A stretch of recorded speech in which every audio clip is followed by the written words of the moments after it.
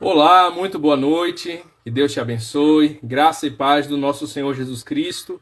Sejam todos muito bem-vindos à nossa live de quinta-feira, o nosso momento devocional. E hoje é um dia muito especial, porque nós estamos comemorando 507 anos da Reforma Protestante. Deus é maravilhoso, a sua obra tem se mantido firme ao longo dos séculos. Deus não nos deixou órfãos e a sua palavra permanece para sempre. Nós iremos começar com esse momento, com a oração, agradecendo a Deus pelos 507 anos da Reforma.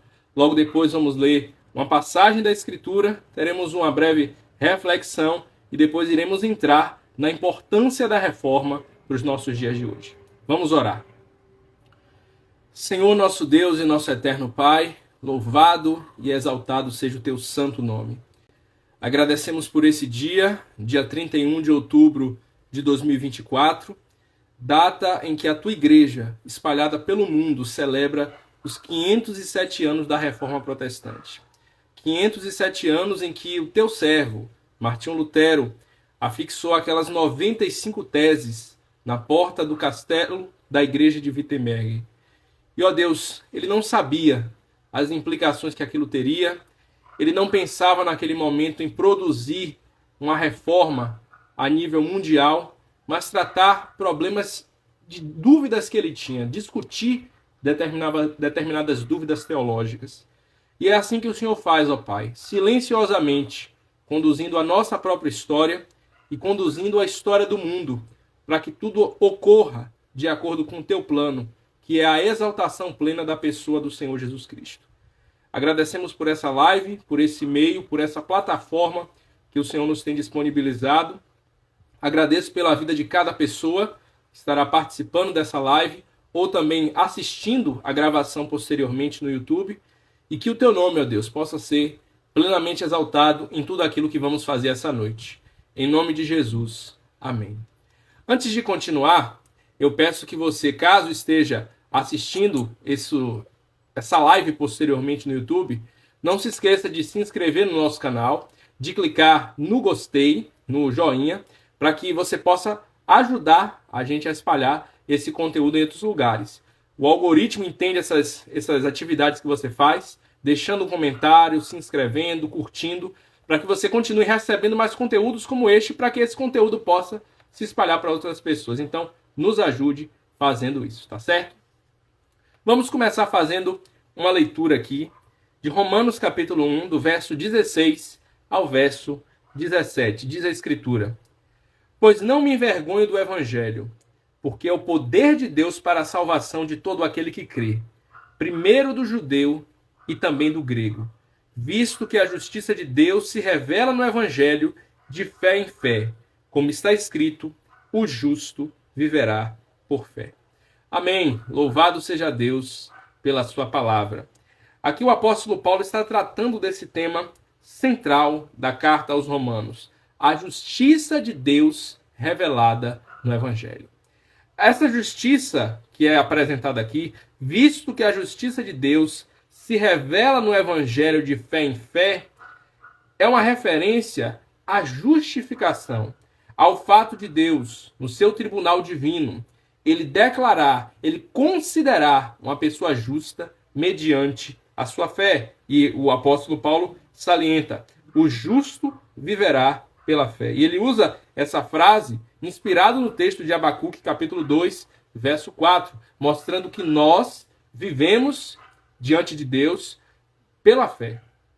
E é justamente esse texto aqui, essa passagem, que o monge Martinho Lutero, na sua juventude, se debateu em agonia. Durante muito tempo, Lutero buscava se justificar diante de Deus pelas suas próprias obras, pela sua própria capacidade. Martinho Lutero era um homem muito conhecedor, muito estudioso, ele era doutor na sua época. Mas, antigamente, as pessoas não tinham tanta facilidade, tanto acesso à Bíblia como nós temos hoje. Durante muitos séculos, a Bíblia se tornou um artigo de luxo. Primeiro porque a condição das pessoas terem acesso à Bíblia financeiramente era muito difícil, era muito caro conseguir uma Bíblia. Só existiam Bíblias em seminários, né, que eram dentro dos mosteiros, né? Martinho Lutero mesmo, Ele era um monge agostiniano da ordem de Agostinho, e ele só teve contato com a Bíblia realmente quando ele estava já no mosteiro. Então pense aí quanto tempo, quantos anos ele tendo contato com a palavra de Deus de maneira intermediada pela tradição, por escritos, por bulas, por orientações de professores, mas sem ter um contato direto com as escrituras. Então ele tinha dentro do coração dele uma profunda agonia, um profundo desejo de ser aceito diante de Deus. Talvez você seja esse tipo de pessoa. Talvez haja nesse seu coração um senso muito aguçado do seu próprio pecado. Isso é algo muito incomum nos nossos dias, mas que era muito presente na vida de Lutero. Ele se sentia indigno diante de Deus. Tudo aquilo que ele fazia, e quando ele cometia um mínimo de desnível na vida dele, ele entendia: Deus vai me lançar no inferno, eu serei lançado no inferno. E ele constantemente fazia penitências, jejuava, ele fazia autoflagelação, fazia diversas práticas para poder se sentir merecedor diante de Deus. Ele achava que Deus era muito duro, ele achava que Deus era muito rígido com as suas criaturas. E ele sofria profundamente diante dessa justiça de Deus e diante da sua indignidade enquanto pecador. Até o dia que, tendo contato com o texto sagrado, ele viu essa passagem: o justo viverá pela fé. E finalmente ele compreendeu. Finalmente as escamas se retiraram dos olhos dele. E ele entendeu que ele era justificado, ele era declarado justo diante de Deus por meio da fé no Senhor Jesus Cristo. Essa é a essência da teologia da Reforma. Essa é a base, esse é o embrião que levou Lutero a escrever as suas 95 teses. Se você tiver a oportunidade de ler as 95 teses, que estão em domínio público, facilmente você encontra na internet, Lutero colocou diversas questões que estavam incomodando a ele. E até alguns pontos que para nós, evangélicos, seriam até um pouco estranho ler algumas indagações de Lutero. Lutero, nas 95 teses, ele é bastante confuso no seu pensamento. Em alguns momentos ele ataca o pensamento católico, em outros momentos defende determinadas coisas. Ele tem uma visão sobre a Virgem Maria muito próxima do catolicismo do que do protestantismo, né, dos evangélicos. Então isso é um pouco chocante para nós, né? Lembre que ali ele era um jovem, ele ainda estava amadurecendo a sua teologia, foi no começo de tudo. Então, ele pega aquelas 95 teses, aquelas 95 frases, pontos que ele gostaria de dialogar, de conversar, e colocou na porta da igreja do Castelo de Wittenberg. Aquilo que ele fez não era uma coisa fora do comum para aquela época. Ele estava naquele momento chamando os estudiosos, os professores, os colegas para um debate. É a mesma coisa que hoje em dia nós fazemos, por exemplo, em um mural da igreja. Nós convidamos as pessoas para participar de algum evento da igreja. Aí tem lá o mural da igreja. Ele pegou, você pega e bota lá. Ou você manda um folder no grupo do WhatsApp da igreja. Foi mais ou menos isso que Lutero fez, colocando aquele texto, aquelas 95 teses, na porta da igreja. Ele estava chamando as pessoas para um debate, para dialogar sobre aquelas questões que tanto o inquietavam. E, sem saber, ele estava acendendo um pavio de uma pólvora, de uma bomba, que estava sendo armada ao longo de muitos séculos. Essas insatisfações que Martinho Lutero carregava no seu coração, essas dúvidas, essas incertezas, na verdade, eram dúvidas e incertezas que durante muitos séculos já estavam se acumulando na história da igreja. Tiveram muitos grupos ao longo da história da igreja que foram a favor de uma reforma. E por que a gente fala de reforma? Porque algo estava de determinado jeito, sofreu uma deterioração e precisa voltar à forma original. Uma reforma, né? Então, é justamente isso. Grupos reformistas se levantaram ao longo da história da igreja pedindo essa mudança, questionando determinados pontos que estavam em vigor na igreja cristã, né, da época, que só havia uma única unidade, né, a igreja medieval. E, além de tudo isso, ao longo dos séculos, houve uma deturpação moral, uma deturpação teológica, uma deturpação doutrinária. Diversos aspectos estavam sendo deturpados naquilo ali. Então, as lideranças da igreja vigente eram imorais. Então, por exemplo, lá na época de Lutero, em Roma, estava construindo a Basílica de São Pedro. Você que tem a oportunidade de viajar lá para o Vaticano, ver lá a Basílica de São Pedro, ela foi construída no tempo de Martinho Lutero. E para construir aquela basílica, aquela catedral, aquela igreja grandiosa, com tanta pompa, com tanta coisa, o Papa da época, ele mandou um emissário, um homem chamado Tetzel, sair nos lugares, durante toda aquela região, para poder coletar o dinheiro, para poder construir, bancar aquele empreendimento, né? Então, ele vendeu as chamadas indulgências. O que seriam indulgências? Seriam cláusulas, documentos, como se fosse uma espécie de contrato, uma espécie de escritura, que garantia perdão diante de Deus quando a pessoa comprava aquela indulgência. Então, até hoje, existe na Igreja Católica as chamadas indulgências. Você já ouviu falar de missa de sétimo dia? Na missa de sétimo dia, a família paga a Igreja Católica para poder fazer uma missa pela pessoa que está morta. Aquela missa de sétimo dia é uma indulgência, é um bem que você está fazendo para que a alma daquela pessoa que está no purgatório possa sair de lá mais rápido, né? Então, isso é indulgência. Tudo aquilo que você faz para você ter algum favor de Deus, né? É muito claro, é muito patente essa coisa das obras para você conseguir esse favor de Deus.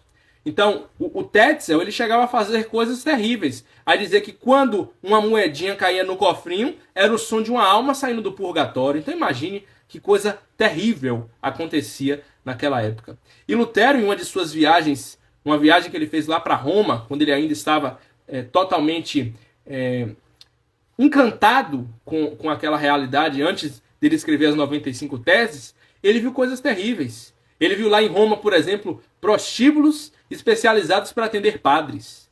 Ele viu lá em diversos lugares relíquias, pedaços da cruz, a cabeça de João, pedaço do manto que Cristo utilizou, dentre outras coisas, tudo isso sendo comercializado claramente, era uma coisa escancarada, era uma corrupção completa.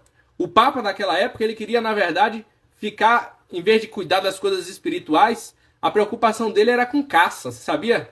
Ele gostava de caçar animais, se vestia na pompa e vivia justamente para isso aí. E assim, como eu mencionei, durante muito tempo, durante muitos séculos, diversas pessoas questionaram esse sistema. O John Huss, um homem que viveu muito tempo antes de Lutero, viveu cerca de 100 anos antes do Lutero, ele questionou lá na Tchecoslováquia, na antiga Tchecoslováquia, o que estava acontecendo. E ele foi morto. Ele foi morto queimado na fogueira, porque ele questionou o que estava acontecendo. E naquela época ele fez uma profecia. Ele disse, eu serei queimado, mas daqui a 100 anos vai se levantar alguém usado por Deus para poder dar continuidade a tudo aquilo que eu levantei. Também antes de Lutero, houve um homem chamado John Wycliffe. John Wycliffe, ele era um inglês. Ele foi responsável pela primeira tradução da Bíblia para a língua inglesa. Lembre-se, durante muito tempo, a Bíblia era inacessível para as pessoas. As pessoas não tinham contato com a palavra de Deus. E esse homem fez essa tradução de maneira clandestina. A autoridade da igreja vigente, da igreja católica, não aceitava, era contra esse tipo de prática. Então ele traduziu a Bíblia para a língua inglesa e traficou a Bíblia. Ele foi um traficante de Bíblia. Ele traficava Bíblias em baús para poder a Bíblia chegar até as pessoas. E isso era muito difícil na época, né? Depois, para vocês terem uma ideia, depois que John Wycliffe morreu, muito tempo depois, os católicos pegaram o corpo dele, ele já morto, pegaram os ossos dele e queimaram os ossos dele para poder puni-lo de alguma forma. Para vocês verem o tipo de rigor que eles tinham contra qualquer coisa que fosse contrário ao pensamento vigente. E Martinho Lutero dá início a esse conjunto de diversos movimentos. Então nós podemos falar de reformas protestantes. A gente fala muito de reforma como se fosse um movimento uniforme, mas na verdade foram diversos movimentos que aconteceram em toda a Europa. Houve reforma na Alemanha, houve reforma na Inglaterra, houve reforma na Suíça, cada uma com suas características e realidades distintas, culturais e também, como é que eu posso dizer, geográficas. É por isso que quando você começa a estudar um pouco sobre a teologia da reforma, você vê que existem diversas confissões de fé. Você vê que existem diversos grupos, diversos movimentos. É justamente por essas divergências, né? E também pensando na nossa realidade aqui do Brasil, nós fomos colonizados por Portugal. Por que a reforma não chegou no Brasil? Por que o nosso país não foi fundado como um país reformado? Porque o pensamento daquela época era que havia uma união entre a igreja e o Estado. Quando os reis de determinados países eles criam em determinada doutrina, logo aquilo se tornava o pensamento vigente, a religião oficial daquele país, daquela localidade. João Calvino, que viveu um tempo depois de Lutero, ele era francês. Na época de João Calvino, o rei da França não abraçou a reforma protestante. Ele perseguiu os reformadores. Inclusive, ele era um católico ferrenho. O que é que Calvino teve que fazer? Fugiu. Foi para a Suíça, foi para Genebra. Porque lá era um local onde havia liberdade religiosa. Então, os países em que os reis, as autoridades, abraçavam a reforma, aqueles países se tornavam favoráveis aos reformadores, favoráveis ao movimento de reforma e contrário ao pensamento católico romano. Então, muitos fugiam buscando refúgio, buscando recomeçar a sua vida em outros países, né? Em conjunto com esse movimento de reforma que surgiu em diversos lugares, a Igreja Católica respondeu com um movimento de contra-reforma. Foi um movimento que eles faziam de tudo para perseguir, para poder desfazer tudo aquilo que os reformadores estavam fazendo. Você já ouviu falar dos jesuítas, aquele grupo de padres que vieram para o Brasil e construíram aqui escolas, influenciaram muito aqui o começo da história do nosso país. Os jesuítas faziam parte desse movimento contra a reforma. Então, teve uma época também que os holandeses quiseram invadir aqui o Brasil. Lá, por exemplo, aqui na Bahia, lá em Itaparica, tem um forte que foi construído para poder combater essas tentativas dos holandeses de adentrarem aqui na Bahia, né? Por quê? Os holandeses eles já tinham sido influenciados pelo pensamento dos reformadores. Eles já traziam com eles a teologia da reforma, né? Então, vir para um determinado país não era simplesmente como a gente aprende na escola, visando a questão econômica, a questão do ouro, a questão dos bens materiais. Tinha esse interesse da parte de alguns, com certeza, mas o pensamento que estava por trás de tudo isso era o quê?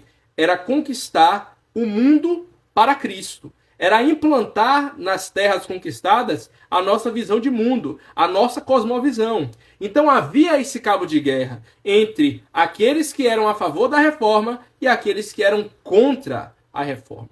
Então isso é muito importante ficar claro para todos nós. Agora, depois dessa breve introdução histórica, por assim dizer, eu gostaria de refletir com você um pouco sobre os impactos que a reforma trouxe para a vida do Ocidente, para o mundo ocidental. A reforma protestante foi importante porque ela trouxe uma quebra daquele paradigma que separava o sagrado do profano. Ainda hoje, na mentalidade de muitos evangélicos, existe esse paradigma do sagrado e do profano. Aquilo que eu faço na igreja é sagrado, aquilo que eu faço fora da igreja é profano.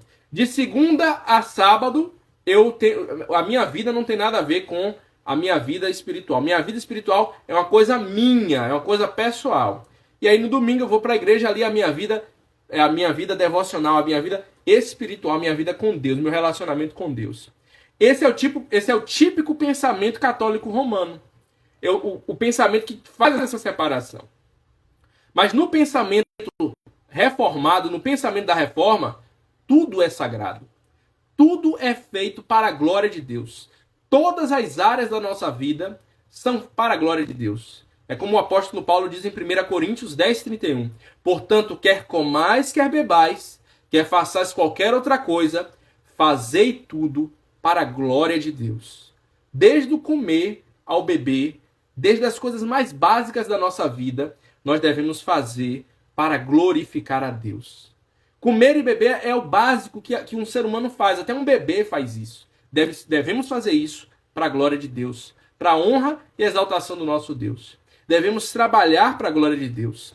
Você já ouviu falar de um livro, A Ética Protestante e o Espírito do Capitalismo? Né? Esse autor da Ética Protestante e do Espírito do Capitalismo, ele não era cristão. Ele não é a favor dos crentes. Ele não é protestante. Ele é, na verdade, um crítico dos crentes. E qual é a tese desse livro? A Ética Protestante e o Espírito do Capitalismo, Max Weber. É dizer que o capitalismo, como nós conhecemos hoje, surgiu a partir da influência dos reformados. Surgiu a partir do pensamento dos puritanos. Surgiu a partir dos pensamentos dos herdeiros da reforma. Aquele pensamento de você trabalhar, você querer prosperar, você querer crescer financeiramente e você querer fazer isso tudo para glorificar a Deus. Lembra que o pensamento da Igreja Católica na época era um pensamento de usura. Ou seja, você ter dinheiro, você buscar ascender financeiramente era tido como pecaminoso. É por isso que muitos faziam voto de pobreza, muitos vendiam todos os seus bens e faziam voto de miséria, ficavam na miséria, na mendicância.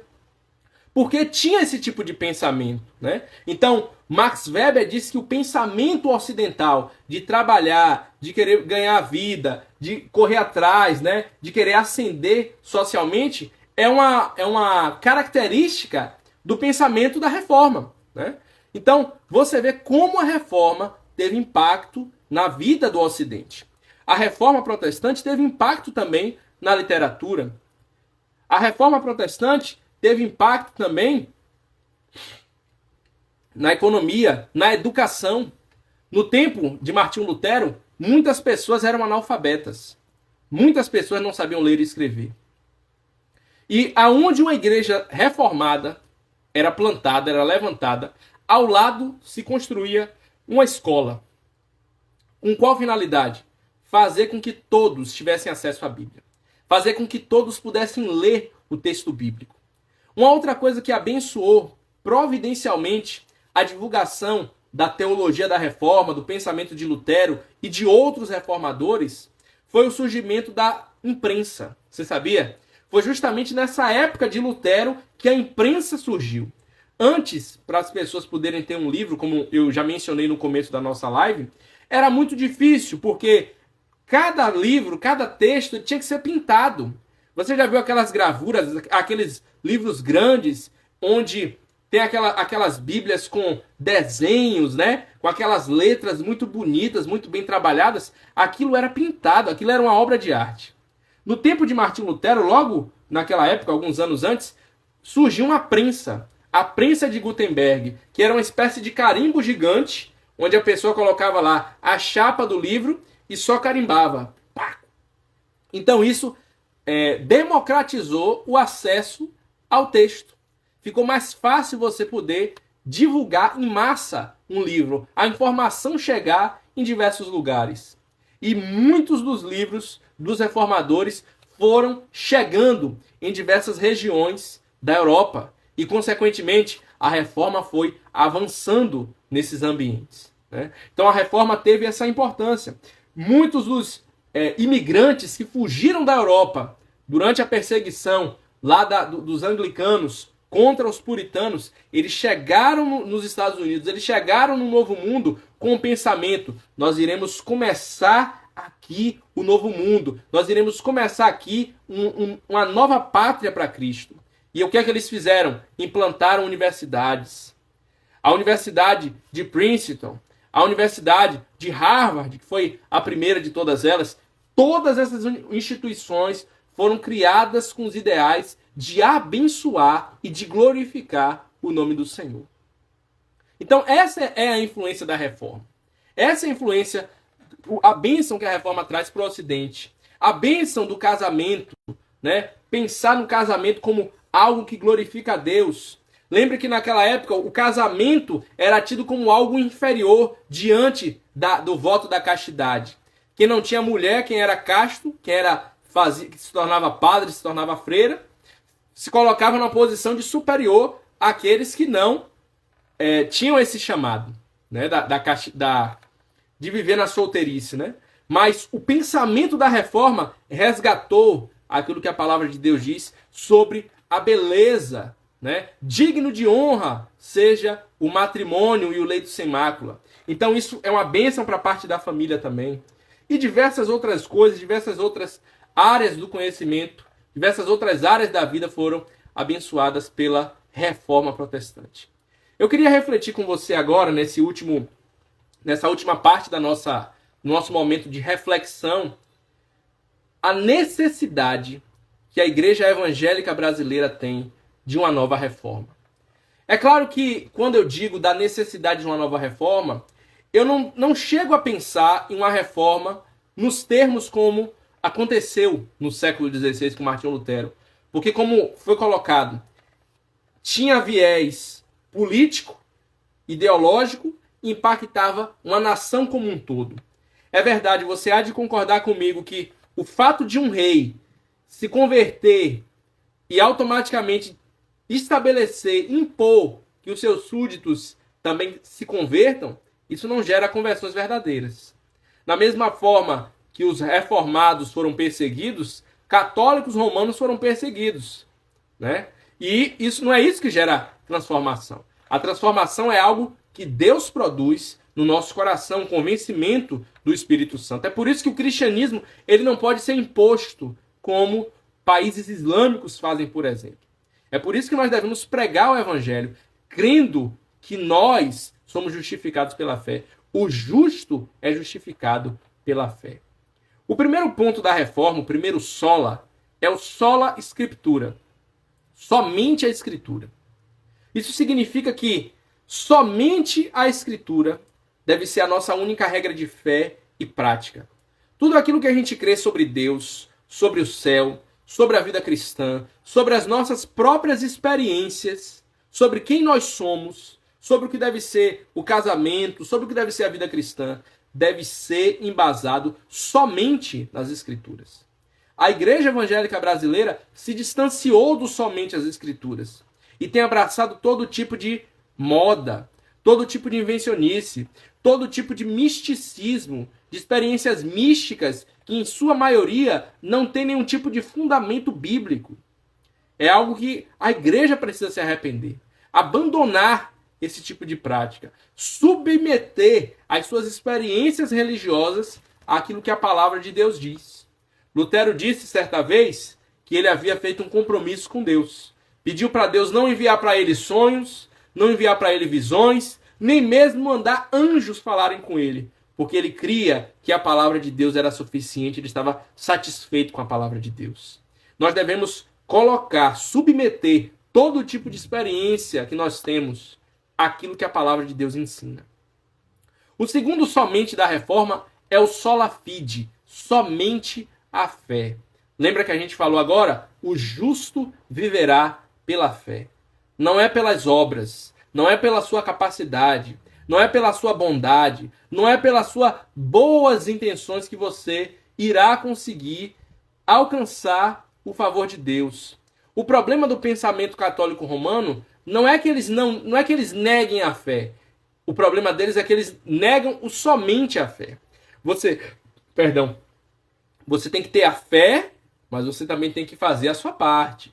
É a teologia do faça por ti que eu te ajudarei. Você tem que fazer a sua parte. Porque se você não fizer a sua parte, aí não dá, né? Então, esse tipo de pensamento é um pensamento que não condiz com a teologia da reforma. E muitos tentam apoiar esse tipo de ideia naquilo que Tiago diz, que fala da fé sem obras, que a fé sem obras é morta, né? Aquele texto de Tiago, ele está se referindo às obras não como um meio de salvação, mas sim como uma consequência da salvação. né? O próprio apóstolo Paulo diz, o mesmo apóstolo Paulo que diz que o justo viverá pela fé, ele diz na carta aos Efésios, no capítulo 2, que nós fomos salvos em Cristo Jesus para boas obras. Então, aquele que é de Deus, aquele que vive para a glória de Deus, ele produz boas obras, é verdade. Mas a justificação, a justiça de Deus que chega a nós, ela não chega por essas boas obras que produzimos sendo cristãos, em obediência à palavra de Deus. Não.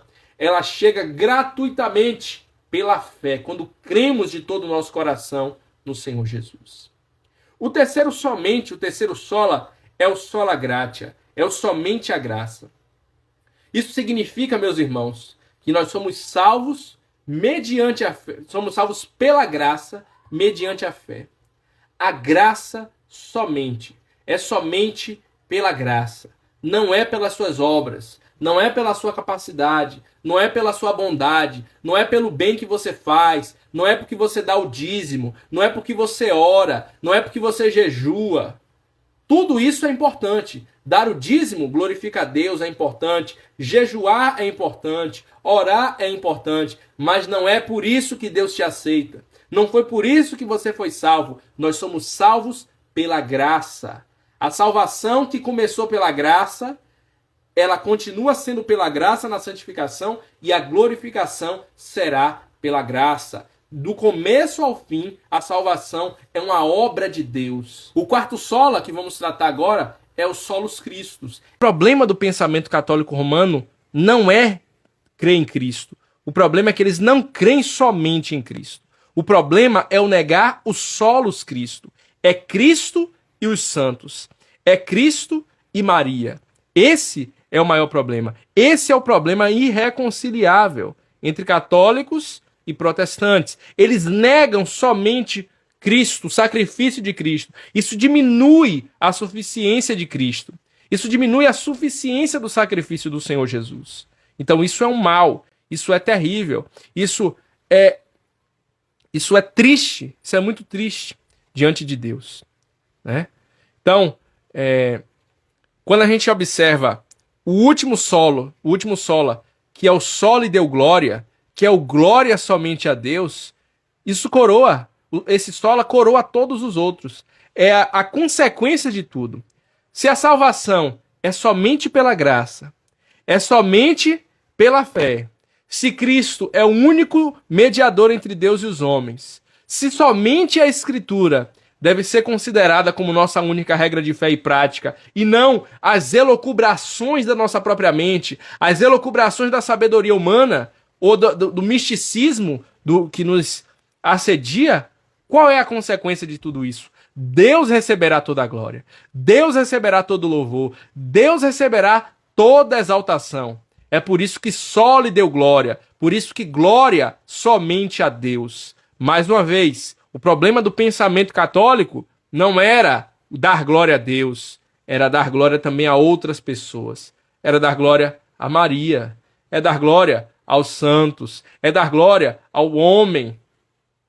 Esse é o problema. Essa é a maior dificuldade, né? Então, a teologia da reforma se embasa nesses 5 pontos.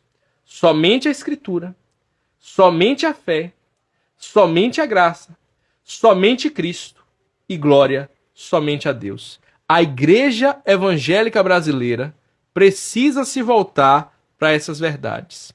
Infelizmente, no lugar de Maria e no lugar dos santos, a Igreja Evangélica Brasileira tem colocado seus próprios ídolos no lugar dos ídolos dos católicos romanos. E isso vem minando a pureza da Igreja Evangélica Brasileira. No lugar do somente a Escritura, a Igreja Evangélica Brasileira tem colocado o misticismo, as experiências místicas, no lugar da Escritura. Ao invés de ser somente Cristo, é Cristo e a campanha. É Cristo e ser dizimista fiel que vai me garantir. Ao invés de ser somente a graça, somente a fé, é isso, mas o desafio. É isso, mas o sacrifício que você tem que fazer. Todo esse tipo de pensamento é completamente o oposto daquilo que a reforma preza daquilo que Martinho Lutero e os reformadores tanto combateram e daquilo que principalmente a Bíblia ensina, a palavra de Deus nos diz, nos estabelece. Então, que a sua oração, que a minha oração possa ser isso. Que Deus nos visite com arrependimento. Que Deus nos visite enquanto igreja com a convicção do pecado. Que Deus nos visite com essa consciência de que precisamos, assim como os reformadores, continuar buscando uma reforma diária, uma reforma dentro do nosso próprio coração, dentro da nossa própria mente, da maneira como nós enxergamos o nosso Salvador, a maneira como nós enxergamos a Bíblia, a maneira como nos relacionamos com Deus, a maneira como nos lembramos da nossa salvação. A salvação que você recebeu de Cristo Jesus, ela é caríssima. Ela foi pago um alto preço. Não há nada que você possa fazer para você merecer, para você conquistar essa salvação. Tudo é dado por graça mediante a fé. O que você precisa fazer é crer de todo o seu coração, é se arrepender de todos os seus pecados e confiar e receber tudo isso como uma dádiva vinda de Deus. E dessa forma, viver para a glória dele, glorificá-lo, buscar fazer boas obras como uma consequência daquilo que você já recebeu gratuitamente em Cristo Jesus. Amém? Vamos orar. Senhor, louvado seja o teu santo nome. Eu te agradeço pelas pessoas que estiveram participando aqui da nossa live, deixando o seu comentário, falando conosco. Que o teu nome, ó Pai, possa ser glorificado na vida de cada família aqui representada. Nos ajuda, Senhor, nessa missão que é tão grande, que é tão necessária. Precisamos de uma reforma espiritual na igreja evangélica brasileira.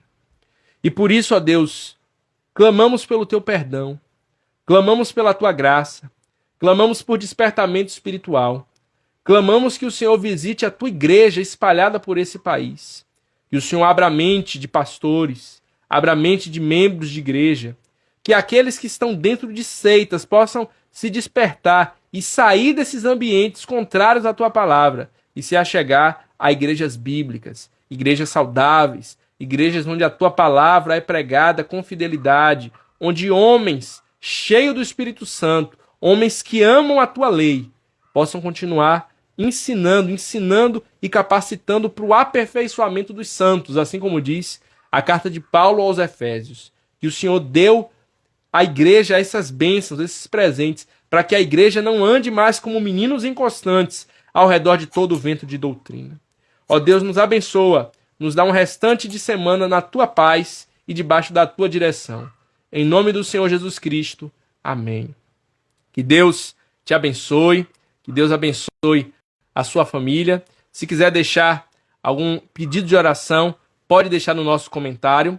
Caso você esteja assistindo esse vídeo pelo YouTube, não se esqueça de se inscrever no nosso canal, deixar o seu joinha, deixar um comentário, porque isso nos ajuda no engajamento para que o YouTube compartilhe esse vídeo com mais pessoas. Que Deus te abençoe e até a próxima.